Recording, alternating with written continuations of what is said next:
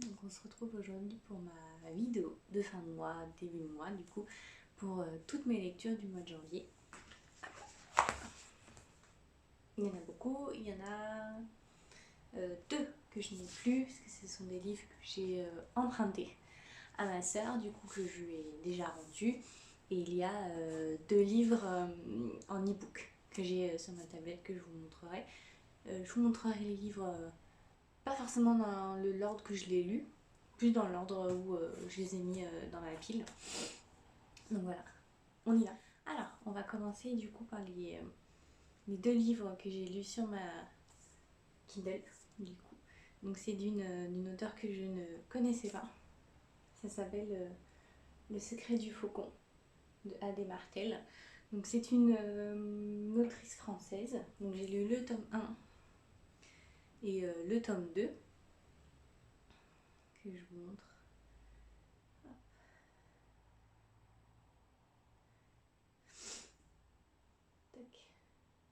Donc ces deux livres-là.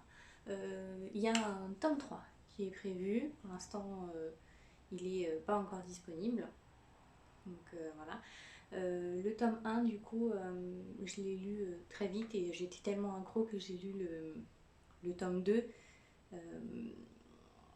pratiquement tout de suite après. Je l'ai lu. J'ai dû le lire en même pas une journée, pareil, le tome 2. Je me suis même couchée très tard pour finir, pour savoir comment ça se terminait. Et le tome 2 se termine sur un où est la suite. On veut absolument savoir où est la suite, du coup, comment ça se terminera ou autre. Enfin, c'est vraiment sur un. La fin, c'est bon. Qu'est-ce qui va enfin se passer? Est-ce qu'il va.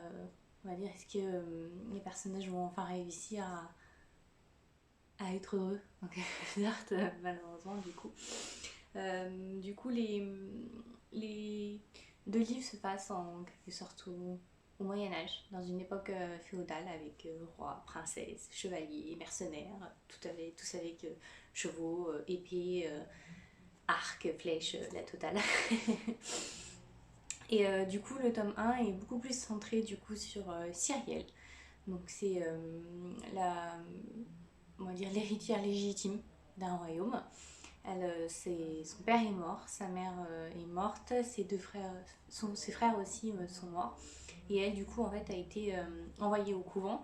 Depuis qu'elle est au couvent, sa famille n'a jamais voulu qu'elle vienne, ni autre. Elle n'a jamais réussi à sortir de ce couvent, jusqu'au jour où le couvent se fait attaquer. Elle est sauvée, et elle va sauver aussi un homme qui est balafré, du coup, et on n'en entend plus parler à part dans cette scène-là. Et elle donc, son couvent survécu avec des nonnes, et les nonnes en fait décident de la renvoyer donc auprès de son oncle, en fait, pour que son oncle accepte de payer du coup les dégâts, essayer de récupérer des sous pour remettre le couvent en fait en place. Et c'est là que tout dérape, en fait. Elle va comprendre que son oncle, sa tante et donc son cousin, plus son cousin et sa tante ne sont pas forcément les personnes qu'elle pensait. Elle va aussi se découvrir beaucoup de qualités qu'elle n'imaginait pas. Et du coup, le tome 1 se termine sur un énorme épée Damoclès sur sa tête à elle, sur Cyrielle. Elle, elle est poursuivie du coup par son oncle, son cousin et autres. Je peux pas vous expliquer le pourquoi du comment, parce que sinon en fait je vous spoilerai le livre en entier, mais c'est vraiment hyper intéressant.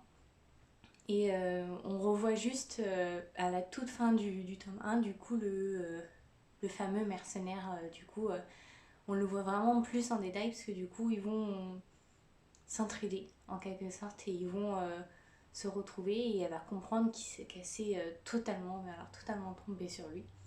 Et le tome 2, du coup, et lui est beaucoup plus centré sur le mercenaire, du coup. On va le découvrir avec ses compagnons, pourquoi il est dans son royaume, pourquoi il les a aidés, et on va du coup suivre ses aventures jusqu'à ce qu'il retrouve Cyrielle, du coup qui a, on va dire, qui essaye du coup de sauver sa vie auprès du roi du royaume et elle se retrouve malheureusement pour elle de nouveau en porte-à-faux et les promesses qui lui ont été faites n'étaient pas du tout ce qu'elle avait prévu et imaginé et du coup elle va demander en toute fin l'aide du mercenaire pour, on va dire, protéger sa vie et récupérer son royaume et du coup le tome 2 s'arrête là. Ils ont fait la promesse entre deux, donc il y a un échange que je ne vous dirai pas, que vous saurez du coup si vous lisez les tomes. Et du coup le tome 2 s'arrête là. Donc le tome 3, j'espère et j'imagine que du coup on verra vraiment plus ce qui va se passer entre deux. Parce que bon, c'est que les cochons, ils se détestent mais ils s'aiment bien, vous voyez le genre. Donc le tome 3, j'espère, va bientôt sortir, du coup, qui va bientôt sortir et surtout qu'on apprendra beaucoup de réponses parce que malgré qu'on ait le tome 2 soit vraiment centré sur le mercenaire, il y a beaucoup encore de secrets sur lui, sur ce personnage et du coup, il reste encore très mystérieux. Du coup, on ne sait pas forcément tout de lui et j'espère qu'on arrivera vraiment à connaître un peu plus du coup sur ce personnage. Du coup, ensuite, j'ai lu celui-ci. Et vos péchés seront pardonnés de Nora Hauer. Donc c'est le premier livre que je lis d'elle. C'est un livre que j'ai emprunté aussi à ma sœur. Je l'ai plus, on va dire, pris à cause du résumé du coup qui était derrière, qui me donnait envie. J'avais envie de lire un policier ce jour-là et donc il y a une partie aussi de psychologie. J'adore Esprit criminel, du coup forcément comme il y a une psychologue dedans qui fait partie de l'histoire intégrante du roman. Je me suis plongée dedans. Et du coup, dans ce roman, du coup, on va suivre l'histoire d'un policier et de la psychologue, Ben et Tess. Ils se détestent absolument dès le début. Ils vont se rapprocher comme dans tout roman. Il y a une histoire d'amour, ça je vous le cache pas, mais elle ne fait pas, on va dire, elle prend pas le pas sur l'enquête policière qu'il y a. Donc c'est bien, parce que des fois ça pourrait jouer contre le livre, là ce n'est pas le cas. Donc du coup là on voit vraiment, on voit l'évolution qu'il y a entre les deux personnages principaux, mais il y a surtout une évolution entre Tess et le tueur en série, qui semble s'être pris d'affection, si on peut dire, pour elle, et elle, on va dire que le rôle des deux personnages pour attraper ce tueur en série n'est absolument pas le même. Elle souhaite absolument l'aider. Et lui veut plus l'attraper que comprendre le pourquoi du comment il fait ça. Donc l'énorme surprise, on va dire, de ce livre, c'est l'identité du tueur. C'est quelque chose à laquelle je n'y attendais pas. Donc je vous dirai pas qui, parce que sinon le livre est fichu et vous ne le lirez pas. Mais quand j'ai lu et quand on a appris qui c'était, on l'apprend vraiment à la toute fin. C'est quelque chose qu'on n'arrive pas à deviner avant, contrairement à certains.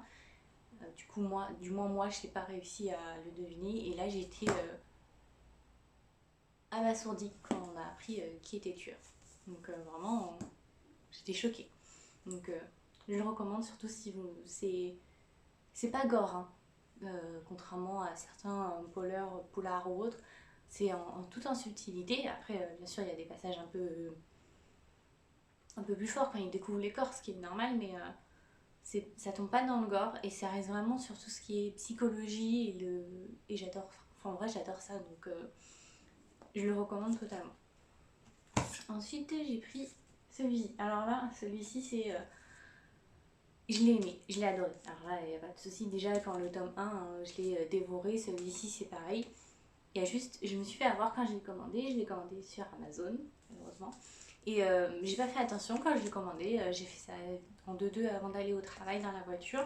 Et du coup, c'est ma faute. Je l'ai commandé, je l'ai reçu. Et en fait, c'est en recevant que je me suis aperçue que j'avais commandé la version anglaise. Et d'autant plus que j'ai pris la version hardback en fait. Du coup, c'est la version avec la couverture en dur. Donc, c'est un. Enfin, je sais pas si je vais vous montrer. Il est juste. La jaquette est très belle, elle est vraiment magnifique. Par contre, du coup, le livre est vraiment tout simple. Il y a juste du coup la tranche qui est vraiment illuminée et autres, avec des enluminures et travaillée. Sinon, le reste est vraiment tout simple. Donc, pour le coup, j'ai été. Quand je l'ai reçu, je me suis dit putain, pourquoi je me suis trompée encore. Du coup, j'étais un peu déçue et après, quand je l'ai ouvert, je l'ai trouvé vraiment magnifique. Donc, je vais prendre le tome 1 comme ça, parce que enfin, c'est juste magnifique. Et puis, la jaquette est vraiment très belle. Donc, pour le coup, elle ressemble vraiment à la version française. La version française, il y a juste du coup la maison d'édition qui est marquée là, la Martinière, du coup. Mais sinon, les jaquettes sont exactement pareilles. Donc, j'adore.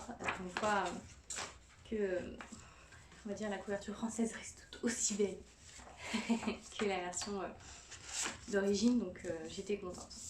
Donc, hop là, sur ce tome-là, du coup, on retrouve nos deux personnages principaux, Cassie et Jace, qui sont amoureux, fous amoureux au début, et puis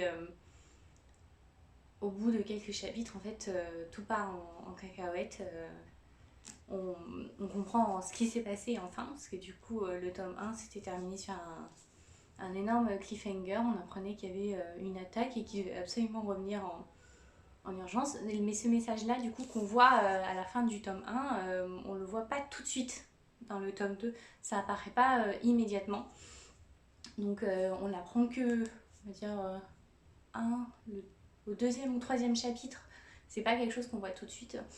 Et dans ce tome-là, ils sont du coup séparés assez vite. Et en fait, on sait plus leur lien qu'il y a entre ces deux personnages qui est exploité dans ce livre-là. Leur, comment expliquer, plus le lien d'amour. C'est vraiment leur lien qu'il y a entre les deux personnages qui est exploité dans ce roman. Donc il y a plein de rebondissements et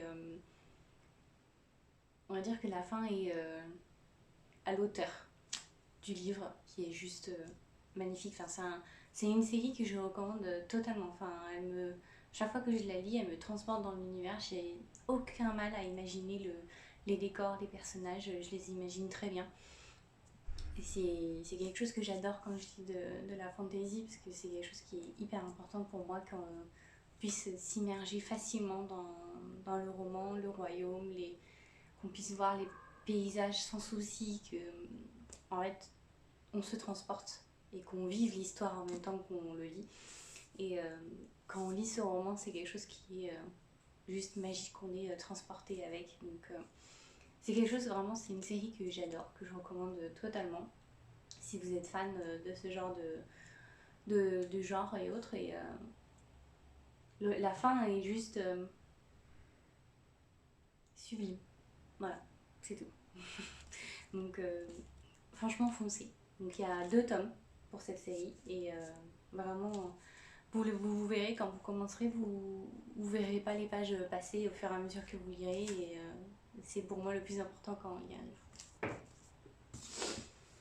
Ensuite, j'ai lu Donne-moi ton cœur, donc c'est le tome 2 de Sarah Wolf et il est juste génial. En vrai, la fin est la fin est la fin se termine sur un cliffhanger. Quand on lit la fin, on se dit pourquoi j'ai pas la suite. On est vraiment déçu de ne pas avoir le tome 3 dans la main. Et pour le coup, ce tome-là est plus centré sur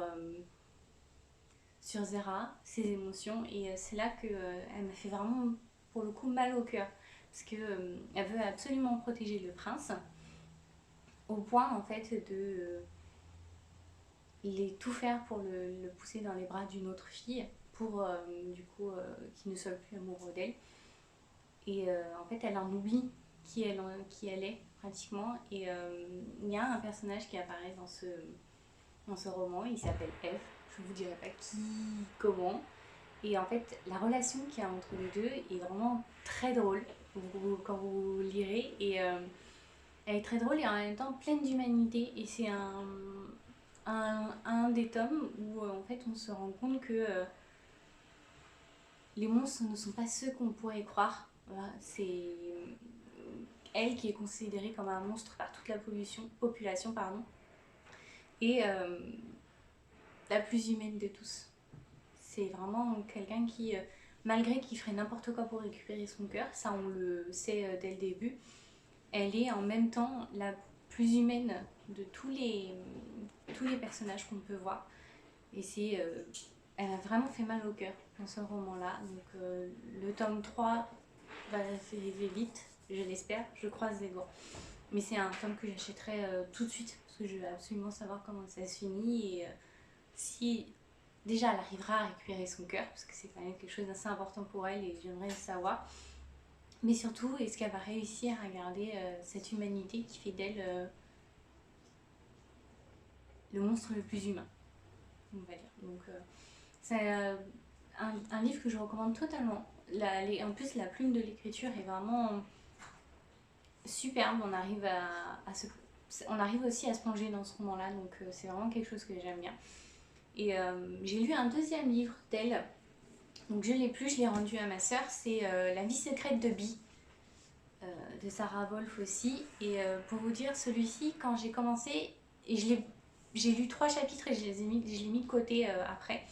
Parce que du coup, en fait, donc on va suivre la vie de Béatrice, ou Bee, du coup c'est son diminutif, et de 3 frères, riches dans une école privée.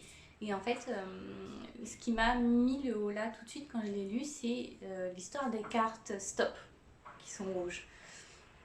Je ne sais pas si vous connaissez, il y a un manga qui a le même principe, qui s'appelle Anayori Dengo.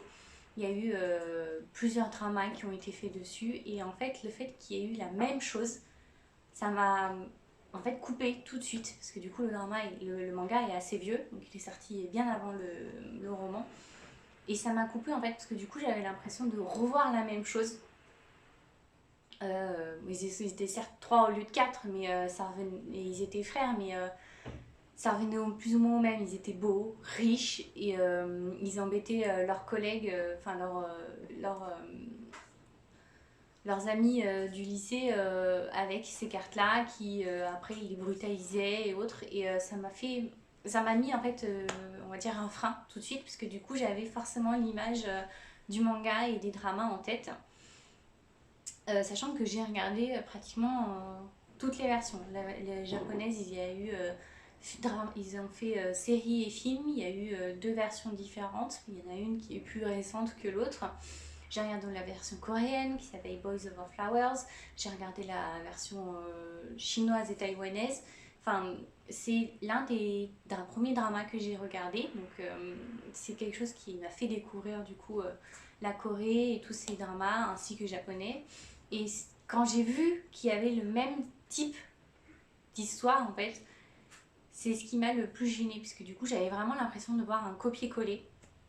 Donc quand j'ai commencé, je l'ai mis de côté, je l'ai repris que le lendemain, parce que après ça veut rien dire, ça peut être un très beau livre malgré ce copier-coller, mais c'est quelque chose qui est resté en fait dans ma tête tout au long de ma lecture.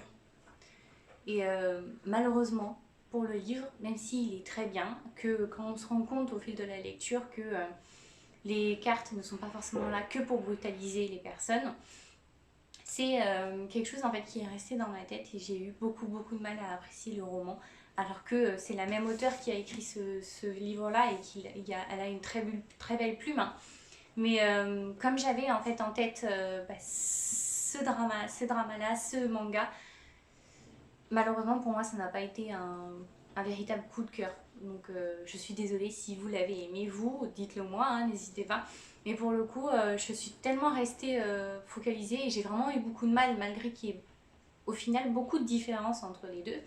J'ai eu beaucoup de mal en fait à m'en séparer de cette idée-là, et du coup, c'est un roman qui se lit, il n'y a pas de souci, je l'ai lu assez rapidement, sans souci. Mais ce n'est absolument pas un coup de cœur pour moi, et je ne pense pas que je le relirai, malgré que ce soit une auteure que pour l'instant j'apprécie beaucoup. Beaucoup, du moins pour sa série Donne-moi ton cœur. Donc voilà. Ensuite, hop là, j'ai lu The Prom. Il m'a fait pleurer. C'est un roman qui m'a vraiment fait pleurer. Donc il y a un happy end sur celui-ci. Les 2 filles du coup avouent leurs sentiments, les parents du moins d'une des deux acceptent ces sentiments qu'elle peut avoir envers une fille. L'autre du coup a été rejetée par ses parents et elle vit avec sa grand-mère. Donc il y a un happy end parce qu'elles sont ensemble, elles peuvent avoir leur balle de promo. Le seul souci c'est que du coup je sais que ce n'est pas le cas pour tout le monde, partout, que ce soit en France, aux États-Unis, et ça m'a fait penser à un moment donné quand j'ai lu le livre et quand j'ai vu la réaction de la mère. Ça m'a fait penser à Lire est dangereux pour les préjugés, parce qu'il y a un des personnages dans ce livre-là qui est homosexuel aussi, et que certains livres sont interdits par ses parents à cause ou en raison de ses préférences amoureuses. Et c'est un livre qui m'a en fait beaucoup plus touchée pour du coup Emma, qui m'a vraiment me fait mal au cœur pour... en fait, elle voulait juste une chose qui est hyper simple, et c'est quelque chose que je ne comprendrais pas que certains ne puissent pas accepter. Et il y a un des personnages des chanteurs de Broadway qui vient, et lui aussi il m'a fait mis du baume au cœur en fait, parce que du coup on apprend un peu pour son histoire, et quand je l'ai appris ça m'a vraiment fait mal au cœur. J'ai regardé le film Netflix juste après, j'ai pleuré du milieu du film jusqu'à la fin, j'ai fait que ça. Donc c'est un livre que je recommande, il se lit très facilement, il n'est pas, vous voyez, il n'est pas très gros, il se lit assez facilement, et c'est pour tous. Même si c'est marqué à partir de 14 ans pour Pocket Jeunesse, je pense que c'est un livre il se lit facilement et que tout le monde peut lire. Après, hop, j'ai lu celui-ci, Le chat qui tombait pile poil. Alors ceux qui du coup me suivent sur Instagram m'ont vu, j'ai 2 chats. Tous les deux ont une histoire particulière. L'un a été, j'en ai trouvé un dans la rue et il avait été maltraité. La deuxième, je l'ai adopté il y a pas longtemps. Et quand ma soeur, donc c'est un livre que ma soeur m'a prêté, quand elle me l'a montré, ma soeur l'a acheté pour la couverture qu'elle trouvait très chou. Et quand j'ai commencé à le feuilleter, ça m'a fait extrêmement rire, parce qu'en fait, au fil des pages, vous verrez, on voit les deux points de vue de Juliette et de Maurice, qui est son chat. Et ça m'a fait extrêmement rire, c'est un livre léger, c'est pas prise de tête, juste pour se détendre, libre, et tout lâcher. Et c'est extrêmement agréable et rigolo de voir ce que un chat pourrait, entre guillemets, parce qu'on ne sait pas encore, on ne peut pas le savoir, penser en fait de nous. Et c'est extrêmement rigolo de voir Maurice ce qu'il pense en fait de sa maîtresse, et on s'en rend compte aussi de comment dire, de la relation qu'il peut y avoir entre les deux, entre un chat et sa maîtresse, qui peut être très forte, et que les chats nous aident aussi à passer certains caps qui sont assez compliqués. Et je suis très contente de l'avoir lu, c'était une très belle découverte. Donc il est à ma soeur, mais je vais me l'acheter, c'est sûr et certain, pour l'avoir et le relire dans ma bibliothèque quand j'en ai besoin. Ensuite j'ai lu 2 autres livres, donc je les ai pas avec moi parce que je les ai rendus à ma soeur. J'ai lu Connexion immédiate, je vous mettrai hop, la photo. Je l'ai lu, il est agréable à lire. Il y a une histoire d'amour, elle ne prend, vous vous en doutiez, qu'en fait quand vous verrez la couverture ça se voit tout de suite qu'il y a une histoire d'amour. En fait elle évolue au fur et à mesure du livre, elle ne prend pas toute, comment dire, elle ne prend pas tout le roman, parce qu'il y a, on voit surtout en fait comment l'un et l'autre s'entraident à devenir, on va dire, meilleurs, à s'affirmer, juste à vivre, tout simplement. C'est un roman qui se lit rapidement, facilement, pas d'énormes coups de cœur, mais j'ai apprécié à le lire. Et le dernier roman que j'ai lu donc ce mois-ci, c'est Une braise sous la cendre. Je vous mettrai la photo aussi. Et lui par contre il est juste génial. J'ai hâte de voir le tome 2 s'il y a. J'ai pas encore regardé parce que c'en est un des livres de ma soeur, mais s'il sort, quand est-ce qu'il sort? Parce que c'est un... En fait on retrouve 2 personnages. Donc une jeune fille et un jeune homme qui sont totalement opposés. L'un fait partie du coup, va devenir garde pour devenir... à la base il voulait devenir garde de l'Empire, et puis en fait il va se retrouver dans la course pour le trône. Et elle, en fait, fait partie de ces personnes qui sont esclaves de cet empire-là, qui sont traités comme des moins que rien, qui sont en fait tout le temps harcelés par l'Empire pour telle ou telle rébellion. Et elle va se retrouver du coup dans le camp. Dans le camp. Elle va se retrouver dans l'école, du coup, où il y a la course au trône du fameux garçon. Et en fait, ils vont se rencontrer, se retrouver. Il y a une étincelle d'histoire d'amour, on va dire. C'est plus de l'entraide qu'il y a, parce que lui souhaite en fait juste être libre. Et elle souhaite en fait libérer en fait son frère. Pas forcément son peuple, plus son frère en fait. Et elle va se rendre compte des forces qu'elle a en elle, grâce à lui. Et lui va devenir libre grâce à elle aussi. Donc c'est un roman qui se lit archi vite. Ça a été une véritable découverte pour moi et c'est un livre que je recommande totalement. Si vous avez et si vous aimez ce genre d'univers-là. Hop là, donc la vidéo se termine là. Donc n'hésitez pas à me dire si vous en avez déjà lu certains que je vous ai présentés. Et n'hésitez pas à m'en conseiller d'autres si vous en avez déjà lu.